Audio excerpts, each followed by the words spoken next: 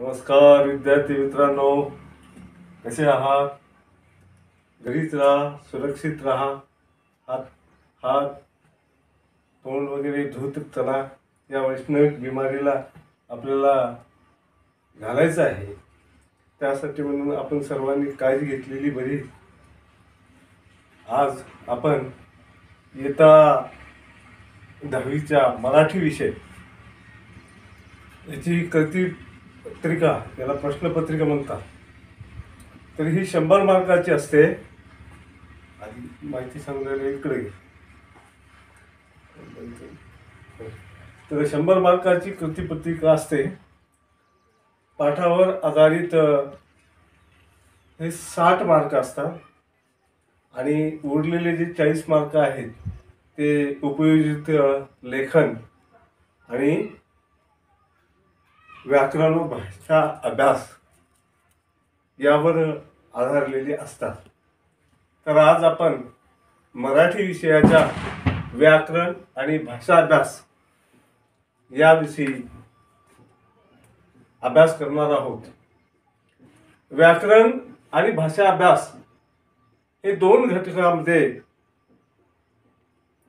विभागणी केलेली असते. त्याच्यातलं एक आहे व्याकरण घटकावर आधारित कृती. यामध्ये आहेत समाविष्ट घटक, समास, अलंकार, वृत्त, शब्दसिद्धी, सामान्य रूप व वाक्यप्रचार. हे सगळे व्याकरणाचे घटक आहेत.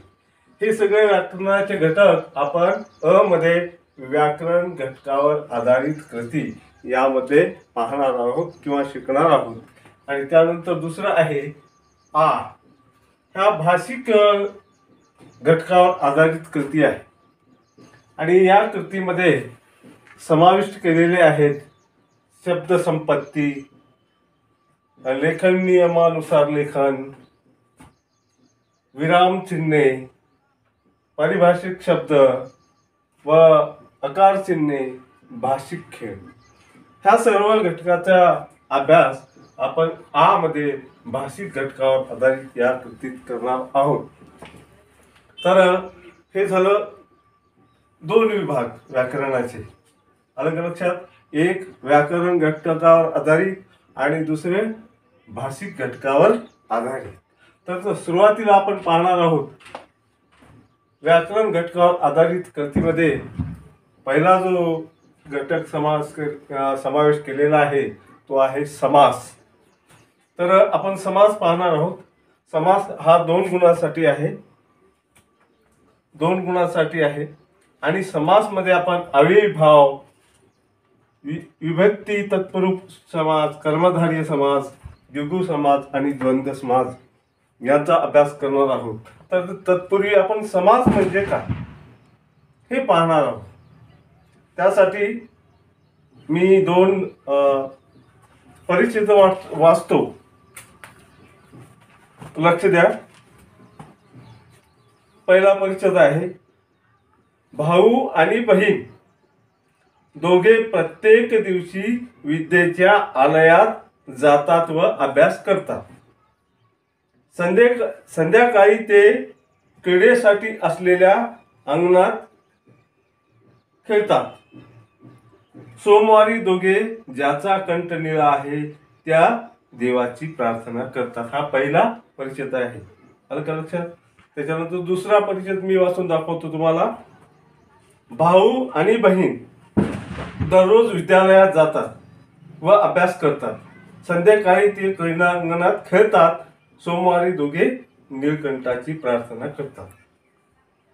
तर पहिल्यापेक्षा दुसऱ्या परिच्छेदात कोणते बदल झालेले आहे? एक झालेला आहे भाऊ आणि बहीण. यावेळी कोणता शब्द आलेला आहे?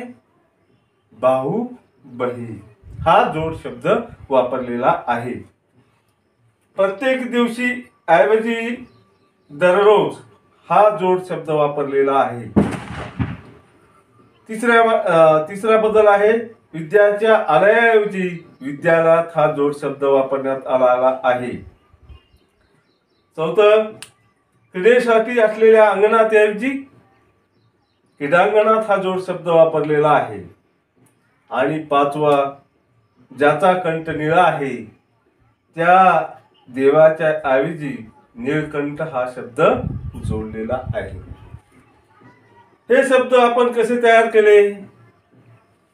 या शब्दामधील काही शब्द किंवा विभक्ती आपण गाळलेल्या आहे. म्हणजेच भाऊ आणि बहीण यामध्ये आपण कोणता शब्द गाळलेला आहे? आणि प्रत्येक दिवशी त्याऐवजी कोणता शब्द वापरलेला आहे? दररोज. म्हणजे दोन्ही शब्दाचे आपण त्याच्यामध्ये संक्षिप्त रूप केलेला आहे. विद्येच्या आलयात यासाठी आपण चा हा जो प्रत्यय गाळलेला आहे. कडेसाठी असलेल्या अंगणात साठी हा शब्द आपण त्याच्यातला गाळलेला आहे. आणि ज्याचा कंठ निळा आहे त्या देवाची याची सगळीच माहिती आपण निळकंठ शब्द वापरलेला आहे आणि या वाक्यातली काही माहिती आपण गाळलेली आहे. अशा प्रकारे शब्दाची काटकसर करून जे सुटसुटीत सोपे शब्द तयार होते आपण भाषेमध्ये वापरत असतो. अशा प्रकारे शब्दाचा संक्षेप करून जो नवीन जोड शब्द तयार होतो त्याला हे जे शब्दाची काटकसर संक्षेप करण्याची जी प्रक्रिया आहे त्या प्रक्रियेला आपण समास असे म्हणतो. आलं का लक्षात? मोठे शब्द संक्षिप्त स्वरूपात करून सुटसुटीत करून करतो आपण त्या क्रियेला समास असे म्हणतात. आणि नवीन जो जोड शब्द तयार झालेला आहे त्याला आपण काय म्हणतो? सामासिक शब्द.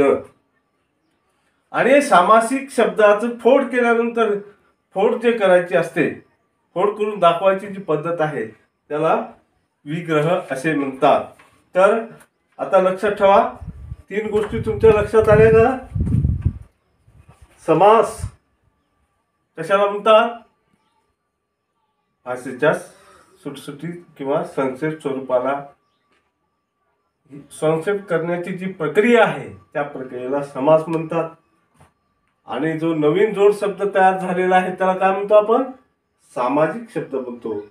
आणि ही जी फोड करण्याची अलग अलग करण्याची जी पद्धत आहे त्याला आपण विग्रह असे म्हणतो. तर हे समास 2 मार्कासाठी आहे. त्याच्यासाठी आपल्याला समास म्हणजे काय, त्याच्यानंतर सामासिक शब्द म्हणजे काय आणि त्याच्यानंतर विग्रह म्हणजे काय हे आपल्याला लक्षात ठेवलं पाहिजे. समास म्हणजे संक्षेप स्वरूप करण्याची जी प्रक्रिया आहे तिला समास म्हणायचं. आणि समास प्रक्रियेमध्ये जो नवीन जोड शब्द तयार झालेला आहे त्याला काय म्हणायचं? सामासिक शब्द. आणि फोड करण्याची जी पद्धत आहे त्याला विग्रह असे म्हणतात. विद्येच्या आलयात ही विद्यालयाची फोड झाली त्याला विग्रह असे म्हणतात. तर 3 घटक तुम्हाला लक्षात आले का समास मधले? तर या समासामध्ये एवढं लक्षात आल्यानंतर पुढे समासाचे प्रकार हे त्या समासामध्ये कमीत कमी 2 शब्द असले पाहिजे किंवा असतात. आणि समासातील शब्दांना काय म्हणायचं? पद असे म्हणतात. आता हे थोडं टप कर. तर विद्यार्थी मित्रांनो, आपण पहिल्या भागामध्ये पाहिलं की समास म्हणजे काय, संक्षिप्त स्वरूप करण्याची जी प्रक्रिया आहे त्या प्रक्रियेला समास म्हणतात. आणि त्यामधून तयार झालेल्या शब्दाला, जोड शब्दाला सामासिक शब्द म्हणतात. आणि ते फोड करून फोड करण्याच्या पद्धतीला विग्रह असे म्हणतात. तर समास म्हणजे शब्दाचा संक्षेप करून जोड शब्द तयार होतो या क्रियेला समास असे म्हणतात. आणि नवीन जोड शब्दाला सामासिक शब्द असे म्हणतात. सामासिक शब्दाची फोड करून दाखवण्याच्या पद्धतीला विग्रह असे म्हणतात. उदाहरणार्थ सांगायचं झालं, भाऊ आणि बहीण हा सामासिक शब्द तयार होतो. आणि त्याचा विग्रह कसा करायचा? तर भाऊ आणि बहीण, भाऊ बहीण. आणि त्याचा विग्रह भाऊ आणि बहीण असा होतो. तर या ठिकाणी काही सामासिक शब्द दिलेले आहेत आणि त्याचे विग्रह कसे करायचे किंवा कसे केलेले आहे. पहिला सामासिक शब्द आहे भाऊ बहीण. याचा विग्रह कसा होईल? भाऊ आणि बहीण. दररोज, याचा विग्रह प्रत्येक दिवशी. तिसरा शब्द विद्यालय. विद्यालयाचा जर आपल्याला विग्रह करायचा असेल तर विद्येचे आलय किंवा विद्येचे घर असं आपण म्हणू शकतो. चौथा शब्द क्रीडांगण. क्रीडेसाठी असलेले अंगण, खेळण्यासाठी असलेले अंगण, त्याला काय म्हणतो आपण? क्रीडांगण. क्रीडांगण हा शब्द त्याला सामासिक शब्द आणि क्रीडेसाठी अंगण हा त्याचा विग्रह. नीलकंठ. निळा आहे कंठ ज्याचा असा तो शंकर, त्याला नीलकंठ म्हणतात. तर नीलकंठ हा शब्द सामासिक शब्द झाला. त्याचा विग्रह करायचा असेल तर निळा आहे कंठ ज्याचा असा तो शंकर नीलकंठ. तर त्यानंतर समासामध्ये आणखी काय, समासाचे किती प्रकार आहेत आणि समासामध्ये कमीत कमी किती 2 शब्द असतात आणि समासातील शब्दांना पद असे म्हणतात. पहिला शब्द असतो त्याला पहिले पद म्हणतात, दुसरा शब्द असतो त्याला दुसरे पद म्हणतात. आलं का लक्षात? आणि या पदावरून समासाचे प्रकार पडलेले असतात. एकंदरीत समास म्हणजे काय, त्याच्यानंतर सामासिक शब्द म्हणजे काय, त्याच्यानंतर विग्रह म्हणजे काय, त्याच्यानंतर समासामध्ये किती शब्द असायला पाहिजे, कमीत कमी 2 शब्द असतात. आणि या शब्द म्हणायचं नाही समासामधल्याला, तर त्याला काय म्हणायचं? पद म्हणायचं. समासातील पद. पहिला जो शब्द असेल तर त्याला पहिले पद म्हणायचं, दुसरा शब्द असेल तर त्याला दुसरे पद म्हणायचं आणि महत्वाचे पद म्हणजे प्रधान पद. समासामध्ये काही पदाला म्हणजे महत्व असतं आणि जे महत्वाचं पद असतं त्याला काय म्हणायचं? प्रधान पद. आणि कमी महत्वाचं पद जे असतं त्याला गौण पद असे म्हणतात. म्हणजे महत्वाचे पद प्रधान पद आणि गौण पद म्हणजेच कमी महत्वाचे पद. तर यावरून समासाचे 4 प्रकार पडतात. मुख्य प्रकार आहे अव्ययीभाव समास, तत्पुरुष समास, द्वंद्व समास आणि बहुविग्रीय समास. आणि हे जे महत्वाचे पद प्रधान पद हे कशाला दर्शवतात? अधिकच्या चिन्हाने दर्शवतात. आणि हे कमी महत्वाचं असल्यामुळे ते कशाने दर्शवणार? मग उणेच्या चिन्हाने दर्शवतात. तर महत्वाचे पद आणि कमी महत्वाचे पद यावरून समासामध्ये 4 मुख्य प्रकार पडतात. एक अव्ययीभाव समास,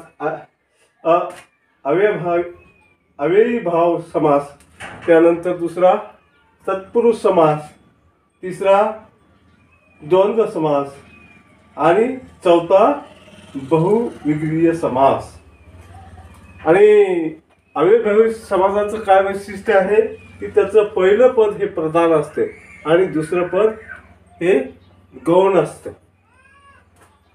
तत्पुरुष समास कशाला म्हणायचं? ज्याचं पहिलं पद हे गौण असतं आणि दुसरं पद हे प्रधान असतं त्याला तत्पुरुष समास म्हणतात.